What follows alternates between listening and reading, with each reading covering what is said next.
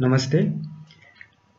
पिछली हम लोग डिवीजन सीख रहे थे और पिछली क्लास में मैंने आप लोगों को सिखाया होगा, अगर मुझे याद है तो, अगर 10 से या डिवाइड करना है तो हम लोग कैसे करेंगे। ओके, तो वो मैंने आपको सिखाया होगा। आज हम लोग सीखेंगे estimating the question. Estimating the question. Question क्या होता है ये आप सब लोग जानते हैं। एस्टिमेट का क्या मतलब होता है? एस्टिमेट का मतलब होता है बच्चों कि कोई भी चीज को हम लोग अंदाजा लगाना, यानी कि जैसे मान लो उसके आसपास पहुंचना, एग्जैक्ट नहीं। अगर मैं आपसे पूछूं कि भाई मान लो कि 8 को अगर आप डिवाइड करोगे 2 से तो क्या उसका क्वेश्चन क्या आएगा, तो आप बोल दोगे 2 4 जा 8, ठीक है, और यहाँ पे 0 आ जाएगा, यहाँ 0 आ गया, तो आप बोल दोगे क्वेश्चन आ गया 4। लेकिन ये जो 4 क्वेश्चन आपने निकाला है ना, ये एकदम एग्जैक्ट आंसर निकाला है, एकदम एग्जैक्ट, ठीक है, ये एकदम एग्जैक्ट आंसर है। और लेकिन अगर मैं 4 की बजाय मान लो ऐसा कहूं कि 3 जो होगा, 3 एक एस्टीमेट है, यानी 4 के कुछ आसपास में 3 है, तो 3 क्या हो जाएगा, मैं ये कह सकता हूँ कि 3 जो होगा, हम एक अंदाजा लगाएं तो हम ये कह सकते हैं कि 3 जो है वो इस डिवीजन का एस्टीमेट है। एग्जैक्ट नहीं है, एस्टीमेट। एस्टीमेट यानी मोटे मोटे स्तर पर पता लगाना, मोटे मोटे तौर पे पता लगाना कि क्या आंसर आएगा, ठीक है। अब अगर मान लो कोई छोटा सा डिवीजन दे दिया, कोई छोटा सा डिवीजन दे दिया, तो उसमें तो मैं एग्जैक्टली करके बता दूंगा कि मेरा आंसर क्या आएगा। लेकिन एस्टीमेट का यूज हम लोग कब करते हैं? एस्टीमेट का यूज हम लोग तब करते हैं जब हमको कोई बड़ा डिवीजन दे दिया जाता है। जैसे मान लो एग्जाम्पल के तौर पे, मान लो मेरे को ऐसा दे दिया कि 138 है और इसको डिवाइड करना है 24 से, ठीक है। अब बताओ कि क्वेश्चन क्या होगा। तो आप देख सकते हो कि ये कितना बड़ा सा जो है, ये कितना बड़ा सा एक डिवीजन हो जाएगा और ये काम करना कितना मुश्किल हो जाएगा। तो इसमें आपको ये नहीं बोला गया है कि आप एग्जैक्ट निकाल के बताओ, इसमें आपको क्वेश्चन में ये बोल दिया गया है कि आप एस्टिमेट करके बताओ कि कितना क्वेश्चन आएगा। अब एस्टिमेट करने के लिए आपको क्या करना है, इसको आप ध्यान में रखिए। एस्टिमेट करने के लिए आप क्या करिए, कोई भी जो नंबर दे दिया है ना, उस नंबर को आप उसके नियरेस्ट 10 पे ले जाओ, ठीक है, और आप अपना काम कर दो। नियरेस्ट 10 पे ले जाने का मतलब क्या होता है? नियरेस्ट 10 पे ले जाने का मतलब ये है कि 138 है ना, इस 138 को आप चेंज करके लिख दो 140। 138 के 138 के नियरेस्ट 10 क्या होगा? 140। यानी कि आप 138 को मोटे मोटे स्तर पे लिख सकते हो 140, कोई ज्यादा फर्क तो नहीं पड़ेगा। और 24 को आप नियरेस्ट 10 पे ले जाओ, तो आप 24 को मान लो 30 लिखोगे तब तो इसमें 6 का गैप है, लेकिन अगर आप 24 को 20 लिखोगे तो इसमें सिर्फ 4 का गैप है, ठीक है। तो इसीलिए आप 24 को लिख दो 20। तो सबसे पहला काम तो एस्टिमेट करने के टाइम पे आपको ये करना है कि कोई भी जो नंबर दे दिया है उस नंबर को आपको क्या करना है, उसको उसके नियरेस्ट 10 पे ले जाना है। और उसके बाद आखिरी क्लास में, तो मैंने पिछली क्लास में आपको यही बताया था कि इस तरीके के डिवीजन आपको कैसे करने हैं। आपको करना कुछ नहीं है, आपको 20 के टेबल में आपको 20 को कितने से मल्टीप्लाई करोगे कि 140 आ जाए, तो 20 को आप 7 से मल्टीप्लाई करोगे तो 140 आ जाएगा। रिमाइंडर आ गया 0, रिमाइंडर आ गया 0। ये मैं आपको पिछली क्लास में बता चुका हूँ, तो ये चीज आपको पता होनी चाहिए, ठीक है। तो मैंने आपको बताया था कि मल्टीप्लाई कैसे करना होता है। कोई भी एक नंबर दे दिया है, अगर उसके पीछे 0 लगा है तो उसको आप कैसे मल्टीप्लाई करोगे, तो ये आ गया 140। तो ये 7 आ गया आपका, क्या 7 आ गया। और यही 7 जो हो गया ये एग्जैक्ट नहीं है। आप देखो एग्जैक्ट तो तब होता ना जब 24 को मैं 138 से डिवाइड करता, यहाँ तो मैंने कुछ चेंज कर दिया है। तो ये 7 जो हो गया ना, ये हो गया आपका एस्टिमेटेड क्वेश्चन। ये हो गया आपका एस्टिमेटेड क्वेश्चन, ये आपका एस्टिमेटेड क्वेश्चन हो गया। एग्जैक्ट क्वेश्चन नहीं है, ये आपका एस्टिमेटेड क्वेश्चन है। ओके, इसी तरह से मैं एक और एग्जांपल बताता हूँ आपको। जैसे एग्जांपल, एक और हम लोग एग्जांपल ले लेते हैं। एक और एग्जांपल अगर मैं लूँ, तो जैसे मान लो 572 है, मेरे को दे दिया 572, और मेरे को दूसरा दे दिया 52, और मेरे से ये बोला गया है कि बताओ कि इसका एस्टिमेटेड क्वोशंट क्या होगा। तो देखो ये तो कितना बड़ा हो जाएगा, अगर मुझे 52 को करना पड़ा 572 से तो ये कितना बड़ा हो जाएगा। तो इसीलिए मैंने क्या किया, यहाँ पे इसको सबसे पहले मैं कन्वर्ट करता हूँ। तो मैं क्या करता हूँ, 572 को मैं उसके नियरेस्ट 10 पे ले जाऊँ। नियरेस्ट 10 का मतलब क्या होगा, 572 को 572 के सबसे आसपास कोई ऐसा डिजिट ढूंढो जिसके पीछे जीरो आता हो। यानी 572 के पीछे आसपास एक ऐसा नंबर ढूंढो जिसके पीछे जीरो आता हो। तो 572 के आसपास ऐसा कौन सा नंबर है, 570 लिख सकते हो ना। अब कोई बच्चा तो ये भी कह देगा कि यार मैं 580 भी तो लिख सकता हूँ। तो लिखने में तो लिख सकते हो, कोई बड़ी बात नहीं है, लेकिन आप ये देखो ना, मेरे को नियरेस्ट ले जाना होता है, जो सबसे पास में हो, जो सबसे करीब में हो। कि भाई 572 दे रखा है, तो उसके सबसे पास में और सबसे करीब में कौन सा ऐसा नंबर होगा जो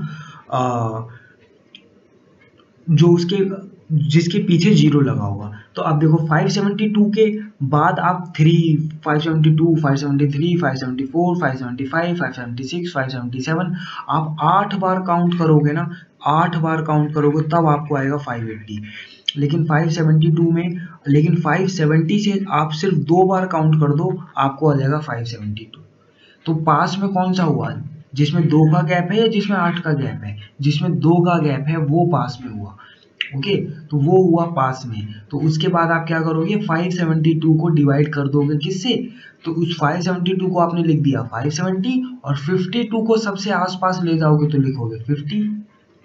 क्या लिखोगे, 50। अब आपको क्या करना है, 50 को मल्टीप्लाई करना है। 50 को मल्टीप्लाई करना है, ऐसे नंबर से मल्टीप्लाई करना है, ऐसे नंबर से मल्टीप्लाई करना है कि या तो 570 आ जाए या 570 के कोई आसपास नंबर आ जाए। ऐसे ही तो मल्टीप्लाई करते आ रहे हो ना आप आज से पहले। तो 50 को अगर आप मान लो, तो उसमें आप कैसे कर सकते हो, एक काम तो आप ऐसे भी कर सकते हो, मैंने आपको बताया था कि आप सबसे पहले क्या करो, 2 डिजिट से आप डिवाइड कर रहे हो तो आप 2 डिजिट लेके चलो। देखो पहले का आपने 2 डिजिट लिखा, पहले का 2 डिजिट देखा तो 57 है। 57 50 से बड़ा है या छोटा है, बड़ा है। तो बड़ा है तो आप स्टार्टिंग के 2 डिजिट से अपना कैलकुलेशन शुरू कर सकते हो। तो 51 जा 50,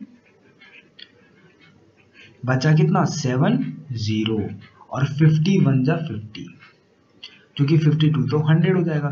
तो बचा कितना 20, तो 20 आपका बच गया रिमाइंडर। और आपका 11 आ गया क्या, 11 आ गया एस्टिमेटेड। 11 क्या आ गया, एस्टिमेटेड क्वोशंट। 11 क्या आ जाएगा आपका, 11 आ जाएगा एस्टिमेटेड क्वोशंट। ठीक है, समझ में आया आपको कैसे करना है। ठीक है, चलिए अब हम लोग आप करते हैं एक्सरसाइज 4.3 के 2-3 क्वेश्चन हम लोग देख लेते हैं और उस हिसाब से हम लोग करते हैं। ओके, पहला क्वेश्चन ये है कि 90 डिवाइडेड बाई 22 और मेरे को निकालना है, ठीक है, फर्स्ट राउंडेड सम। राउंडेड सम मतलब कि जब आप राउंड करोगे ना इसको, जब आप इसको राउंड करोगे तो आप क्या लिखोगे, और सेकंड आपको निकालना है एस्टिमेटेड क्वोशंट।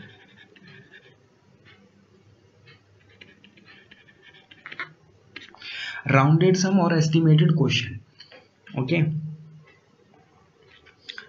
तो जब आप राउंडेड सम करोगे, एक्चुअली में यहां 91 दे रखा है, सॉरी,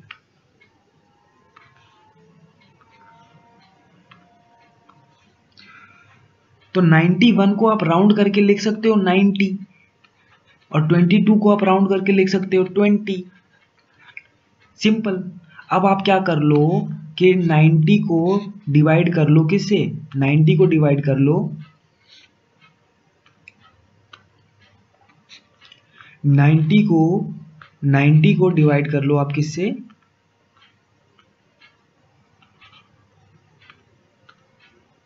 20 से।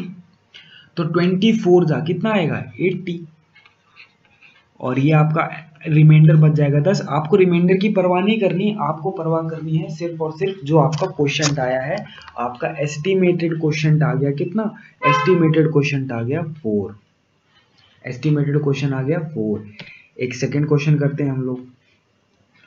सेकंड क्वेश्चन दे रखा है 83 डिवाइडेड बाय 13।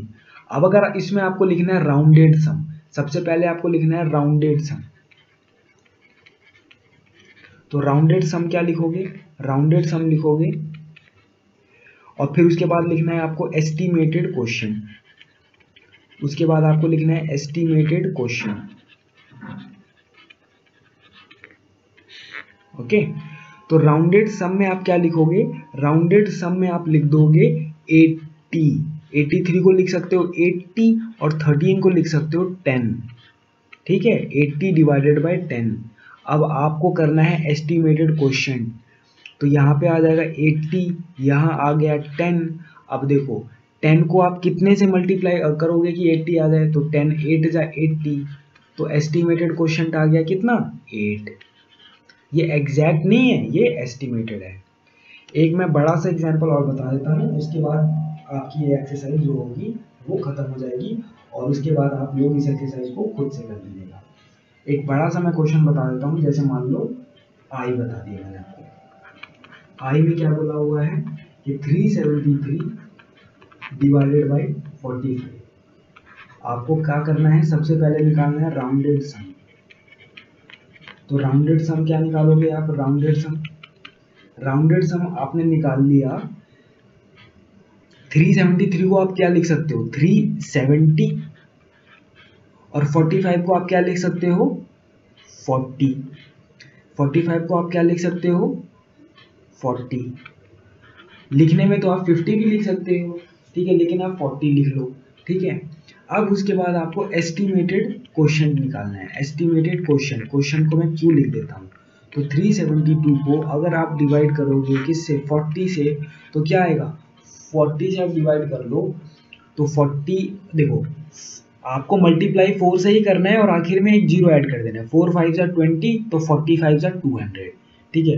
4 6 जा कितना होता है 24, 4 7 जा 22, 4 8 जा 32, 4 9 जा, अब 4 9 जा अगर 36 होता है तो 49 जा कितना होगा 360 होगा। क्योंकि आपको करना क्या है, बस एक जीरो ही तो ऐड करना है इसमें। तो 49 जा कितना आ गया 360, बचा कितना 10, तो ये 9 क्या हो गया आपका एस्टिमेटेड क्वेश्चन, ये 9 हो गया आपका एस्टिमेटेड क्वेश्चन। समझ में आया आपको, ये 9 आपका हो गया एस्टिमेटेड क्वेश्चन। तो इस टाइप से आपको ये वाली एक्सरसाइज करनी है। आप ये वाली एक्सरसाइज को एक बार आप खुद से कर लीजिएगा, ये आसानी से हो जाएगी। उसके बाद हम लोग नेक्स्ट क्लास में सीखेंगे 2 डिजिट नंबर से डिवाइड कैसे किया जाता है। ओके, आज के लिए इतना ही। Thank you very much.